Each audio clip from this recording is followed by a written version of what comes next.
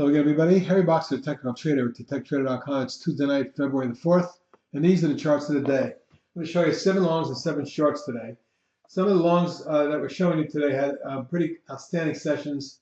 Some were just looked like they were setting up, but I wanted to show you the patterns. You can see that beat, which was one of our favorites in June through the October-November period when it ran from like 4.5 up to 12, tripling. Then came down hard in December, bounced to the moving average, rolled over and retested. You can see yesterday's big pop and today's follow through, which got it all the way up to 985 before backing down substantially to 906. Now, it wasn't a good close, but it's above resistance, now support and the moving averages, and beginning to curl up and may cross over. So watch for this thing to follow through. My target near term 11 3/4, and longer term up to 15-16 range. But for now, let's just see if it either follows through or sets up in this area a little flag.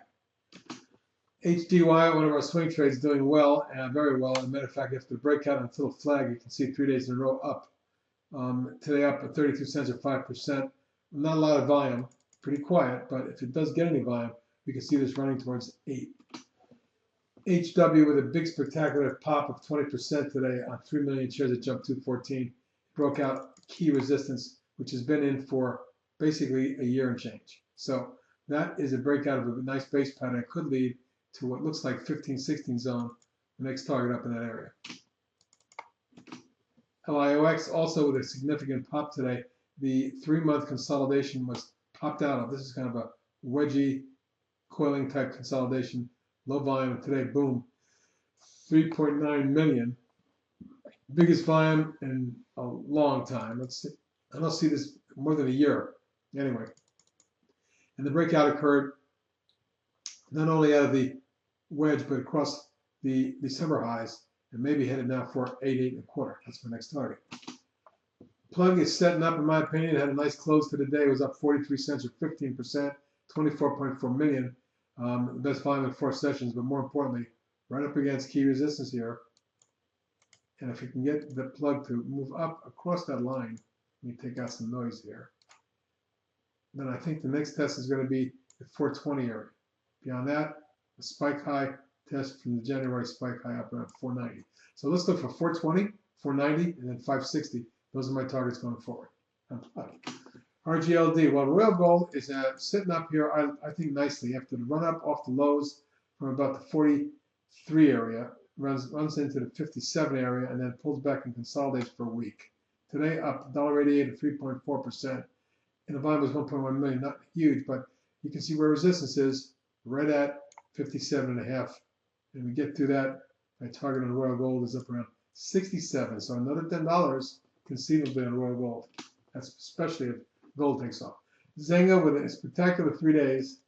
Today it got all the way up to 497 before backing way off to 459. Only up a dime or 2%, but 88 million shares traded.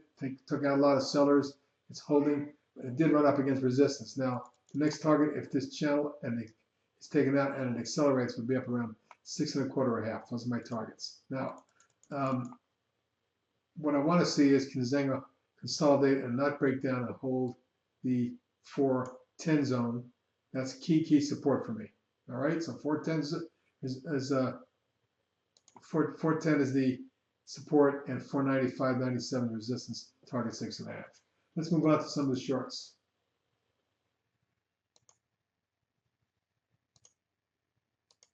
So these are some of the stocks we've talked about and or recommended in the last few weeks. C-Trip, which had an update today of $1.91 at 5%, perhaps on short covering. But I did tell you guys last week that when the stock broke the bear wedge here, and came down for 3 days and bounced and then retested, if it doesn't get through this support at 36 pretty soon, it's going to snap back. There's some minor resistance at 40.70 thereabout. Over 41 won't be a happy camper, but I'll hold my stops to the 44 range. Maybe we're going to get some sort of parallel move down. We'll see if it decelerates or accelerates. Up next is GME, GameStop.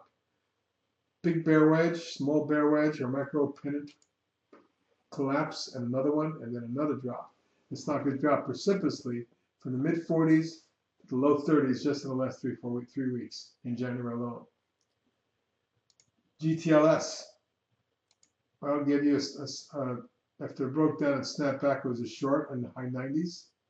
It rolled over and then from the coil, dropped from the 90-92 zone all the way down to 81.5 today. That's the lowest level in 8 or 9 months. I don't think it's done yet. This is a dramatic 1, 2, 3 wave still underway. Even if it does bounce at mid-channel, we could see it down to 75 or so. That's my next target. HLS, topping pattern and breakdown. First support it's 27.5, and beyond that down around 25. Icon Enterprises, which by the way I put out wrong as a long instead of a short, will be, and I deleted it. I'm going to be re-entering it maybe this evening. But bottom line is the support broke and it snapped back, but it had an inside day after a big down day. That's quite the negative pattern, and I'm expecting more downside to about 90 next time. KKD also rolled over out of the wedge. Nice action there as it dropped from 19 down to 16, and it looks like, and it's not done yet, but it is at mid-channel and lateral support here, so it may bounce. If it doesn't, look for a plunge down towards 13. And lastly is Mercado Libre, which has been ugly since it broke down here. Wedge, wedge, flag, wedge. It snapped back one day on earnings and rolled over. You can see that this is key support. We break here, we're going to fall precipitously. Now, right now, the stock could bounce back and test resistance in this zone, but I wouldn't count on it. Up, down again today in an up market. That's it for tonight for both long and short. I'll see you in the trading room tomorrow. Take it easy, everybody.